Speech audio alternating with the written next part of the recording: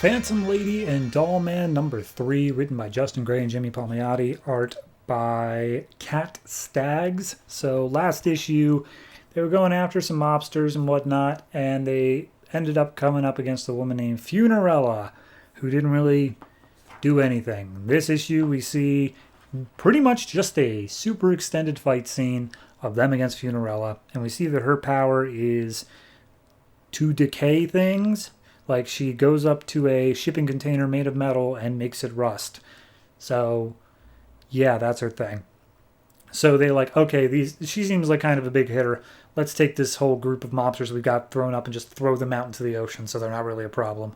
So they do.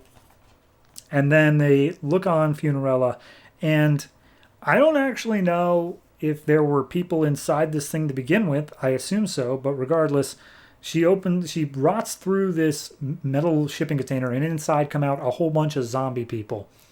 So, yeah. Also, through this whole thing, Dollman's like, wow, that's a super interesting power set. Tell me, is it voluntary or is it anything you touch? And does it work by oxidation or does it work by something? Like, he's going full scientist. But regardless, fight scene starts up. They start fighting the zombies.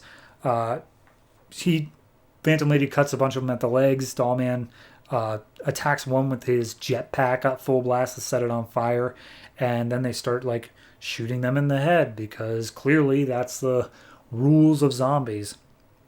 But Phantom Lady eventually goes for the source and uses her blacklight gloves on Funerella, and it doesn't seem to work to the point where the blacklight is actually like taking a liking to her, which I didn't think it was sentient, but regardless, she starts kind of controlling the blacklight instead.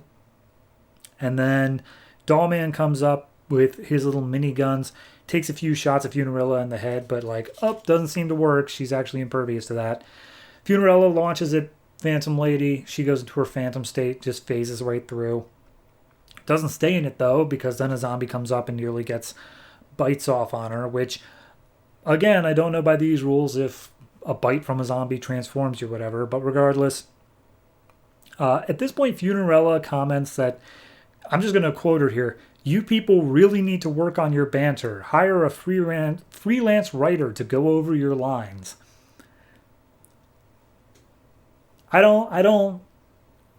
Sure, whatever. So anyway, Funerella seemingly brings down the whole shipping container, knocks it all into the ocean. Dollman manages to carry Phantom Lady up in the sky away from safety. And she's like, no, wait, hold on, just drop me. And he's like, why? And he's like, just do it. And he drops Phantom Lady. She falls and lands right on Funerella, and that's seemingly enough to knock her out. But then Funerella gets up, jumps over a fence, and runs to a nearby yacht that's hosting like a big party or something like that. She runs up to it, places a hand on one of the members of the party goers, turns her into a zombie, along with her little puppy too, and wouldn't you know it, we're just getting the exact same fight scene again. So then we cut over to San Diego, where The Ray, the previous miniseries from this writing duo, he gets a call from Uncle Sam, and Uncle Sam's like, hey, I sent you an email. There's a situation coming up in Metropolis. You got to go. And he's like, all right, well, I'm currently fighting a giant robot. Also, that's going to take priority. You can't just call me and expect me to drop everything. He's like, all right, whatever. It's in your email. Good luck. And then we just go away from that. That's just to remind you that this all takes place in the same universe. So they continue to fight, and we see, the zombies have overtaken again. Funerella's about to go over one of the crewmates on the ship and about to reach him, and then Phantom Lady just fires off a blast that chops off her arm. And she's like, oh, okay, I can hurt you. And so she fires another blast through the stomach of Funerella. And Funerella's like, don't you understand? I'm already dead. You can't stop me. And she's like, well, then you shouldn't feel this. And Phantom Lady just goes upwards from her stomach straight through Funerella's head, seemingly killing her. She topples over the edge, and Dollman's like, well, that seemed a bit excessive, but all right, I guess it worked. And she's like, do you think she's actually dead? Like dead, not coming back dead? And Dollman's like, well, do you want to go down there and check? And she's like, not really. So as soon as she leaves, everybody else just turns back to normal. So I guess it wasn't like permanent death. It was just a zombified looking state. But regardless, police and ambulances show up. They don't want to stick around for the questions afterwards. So Phantom Lady picks up Dollman, phases through to the bottom of the seabed, and then just walks off. Which makes you wonder why she said she didn't want to go down there before if she literally was just going to go down there anyway. But some time passes. They're doing a investigation. They find Funarella's arm still left on the ship, and as soon as somebody touches it, they just decay into a skeleton.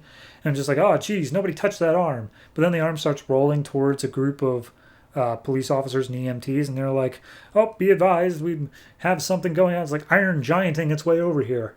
And then we see off the edge of the starboard bow comes Funarella climbing back out, and she's like, hey, if it's all the same to you, I'd like my arm back. And that's it. That's the issue. Not great. Here's the thing. I think that they were already on iffy ground with Phantom Lady and Dollman. I don't think they did a good job of setting up the power sets. Not in terms of I don't understand how they work, but just in terms of like, I don't feel like they can do enough, if that makes any sense. Like, it just feels like a Green Lantern ring, but like even more depowered. Don't get me wrong, Phantom Lady feels like she has a good power set, but I don't feel like she knows how to use it enough, you know? Like, there was no part where she was like practicing with it or figuring out anything. And Dollman, like, he's just got guns and a jetpack. I don't even know what's special about him. Overall, they just seem like a weak pair. And then you throw them against, I mean, I was going to say a strong villain, but even then, it's not. She was defeated very easily, but even then, not. Like, I don't know. This is just very wishy-washy, I guess, is the thing, where it doesn't feel like anything actually has any stakes to it.